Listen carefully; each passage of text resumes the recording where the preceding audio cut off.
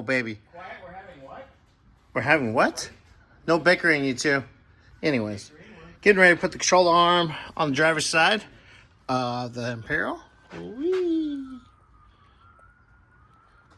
And we're gonna get the bump stop on real quick.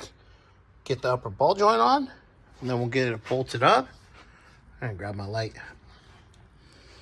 And like I said, we'll take some tension off the torsion bar. And we'll get it pushed up. And locked in place. Keep on moving. Ooh, hey. Ooh. Update. Hold on. I'm coming. There's a warranty replacement shock coming for that one that blew itself to pieces on. Oh, yeah. Did we get video of that? Yeah, you did. Oh, okay.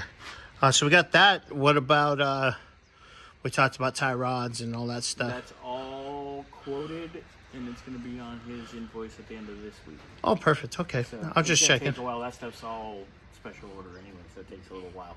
So Yeah. we'll get this as a roller, roll it out. Well, I'm just stoked that we got the pinion seal in, drive shafts in, transmission filter, gaskets all in. When it comes back down, I can put some fluid in it. So it's ready to go. Not full, but ready to go. Yeah, it's It's close. We showed pinion got fluid, gear oil. I did the oil change. So, yeah. Styling. And we'll just keep on moving.